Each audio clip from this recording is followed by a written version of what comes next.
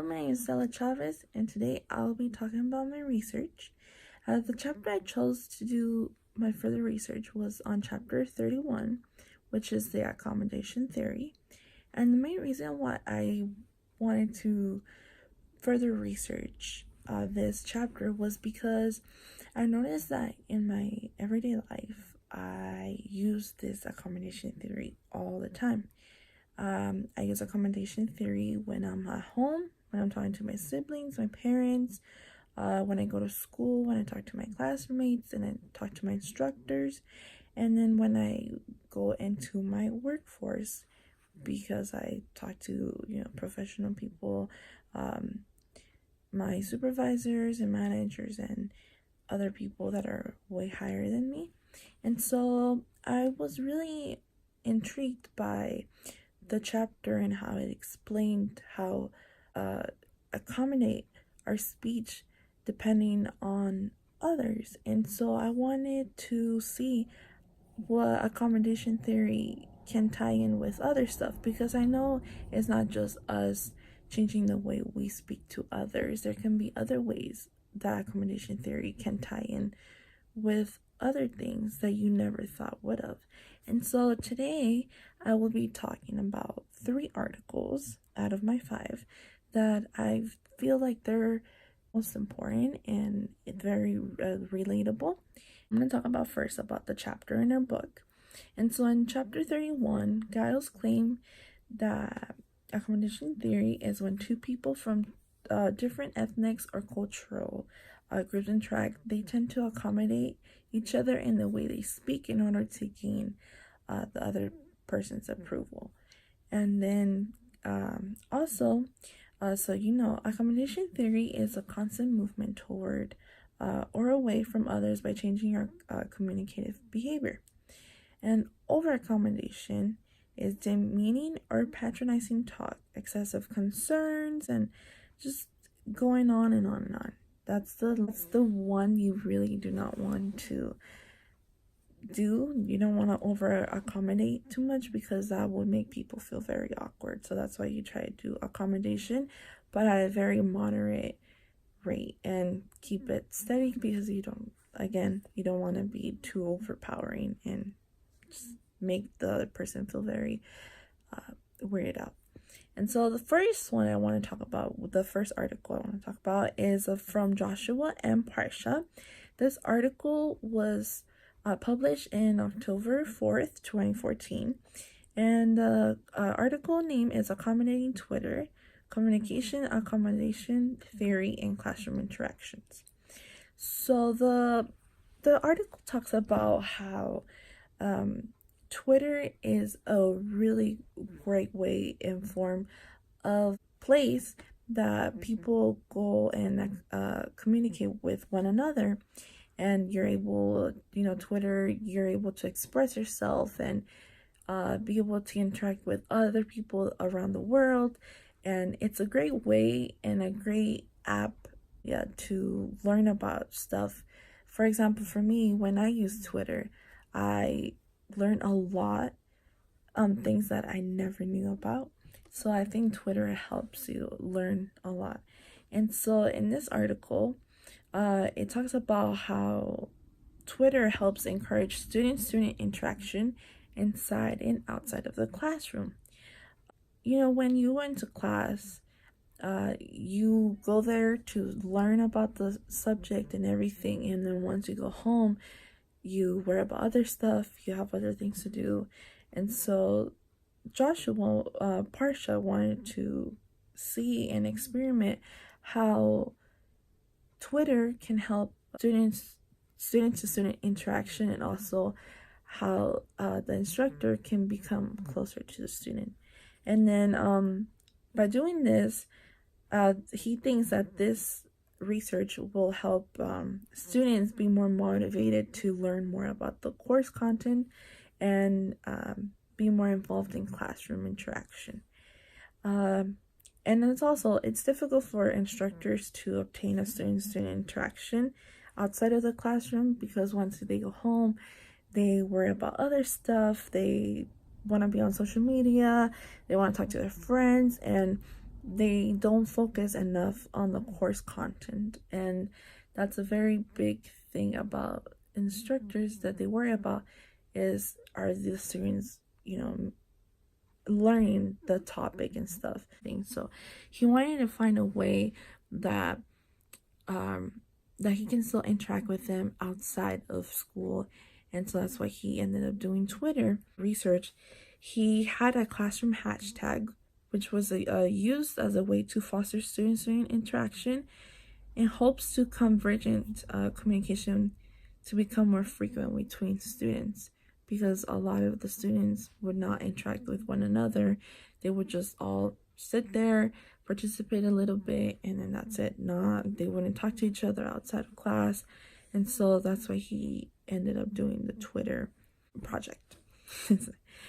And so communication accommodation theory examines communication adjustments that happen when people interact and can be broken down into two different parts. The first one is convergence, which happens when people emphasize similarities in their communication in order to identify with one another. And the second one is divergence. Divergence is the complete opposite. People emphasize the differences associated with their counterparts. And so this activity took 2 to 4 weeks, and the activity was to aim to enhance student interaction both inside and outside of the classroom. And students would communicate about topics discussed in their classroom. And then this activity actually helps students be more convergent in interacting with one another. At the end of the research, he ended up saying that students and the instructor were able to interact more meaningfully because of the activity. And after that, he saw that the students would participate more, be more active, and be actually eager to learn more about the course content, which in the end, he was very happy to see that, having that interaction outside of the classroom actually helped the students want to learn more and be more focused in the area that they're talking about and whatever topic they were discussing. So the second article I want to talk about is by Naomi Bell O'Neill, and it's about the grandparents and their grandchildren, the communication, accommodation, and grandparent socialization practices regarding love and marriage. And this article was published in January 2009. And in this article, Margaret Mead suggested that grandparents are important in sharing family culture and values. So usually, in generations, our grandparents are the ones that pass down generations after generation different values and what's passed down. So grandparents are a great influencers, and they make a great influence in our life because they tell us what's right and what's wrong. And also they communicate practices with us, and they try to have a connection. They try to tie in their connection between their past and then try to connect it with our present, and they try to guide us into the right future. The research shows that grandparents socialize with grandchildren to pass on their knowledge and to keep the generation going. Having their values and beliefs be brought up when I was growing up really helped shape myself, and it helped me become the person I am, because they passed down their beliefs onto my parents, and then my parents passed their beliefs onto me, which those beliefs were passed on from my my grandparents first. I know it might be a lot, but you know the idea. And I think grandparents are a very big major thing, that they make us who we are in today's society. And if it wasn't for their beliefs and their values, we probably wouldn't be who we are today. And the communication accommodation takes place with two different generations to attempt to affiliate and identify one another. when generations are way different and they are completely different. So to be able to share important value and how our family and our culture and how everything works, they really do help us use those values and beliefs to be able to use those with other cultures and be able to accommodate and kind of tie them in together and be like, oh well, your culture, we a different culture and our culture, they collide with one another and they're like, oh, we can share the same similarities. So the third article I want to talk about is from David B. Buller, and the article is called The Effects of Speech Rate, Similarity on Compliance, Application on Communication Accommodation Theory. And this was published in winter 1992. And this article discusses the effects of speaker speech and how this brings social attractiveness and creates relational obligations. In this article, the execution, according to David B. Buller and R. Kelly, it illustrates how intimacy, immediacy, and socially character interpretations contribute to the speaker's speech rate and how it affects each individual. Communication speech rate is similarly increases attractiveness and creates relational obligations to comply. When a speaker requests for help, the similarity of the speaker's speech rate relatively to the listener's rate improves because it makes the speaker more socially attractive. Social influence is one of several functions of nonverbal messages. CAT, which is short for communication accommodation theory, assumes that communicators are more motivated to adjust their speech style with respect to the others. So when you're talking to, let's say, someone else from a different culture, so you will be able to communicate better with the other person.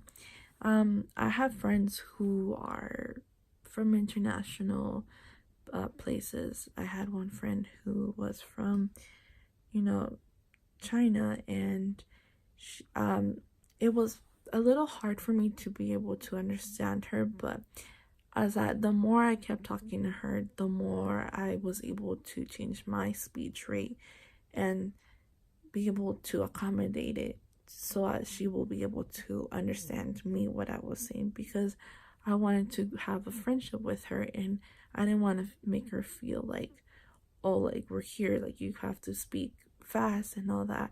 And because I can actually relate with her because I actually came from Mexico, and when I came over here, people would speak, it was just very like fast for me. And so it was really nice to have people that would, slowly talk to me and guide me and stuff. And so when I met her, I actually knew how she felt because I put in that position. And so my speech rate actually changed to be able to accommodate hers. And in CAT, perception of a change in speech style is a prerequisite for alterations in relational evaluations. And speech rates are used mostly all the time. And usually when you meet someone new, you try to accommodate the way you speak to others just so that way you be able to be accepted by others. And so that is my 3 articles. And at the end of the day, after I did all the research, I learned how accommodation theory provides insight to many situations where people from different groups or cultures come in contact. And accommodation theory can be used literally everywhere. And it was really nice seeing and finding articles and learning like, wow, accommodation theory actually fits in a lot of different categories, and it just doesn't have to be just that you accommodate the way you speak to others just to fit in and be able to be accepted by others. And so it was really nice finding different articles, how they all tie in with communication accommodation theory. And so I really hope you learned something about my 3 articles. I hope you have a nice day.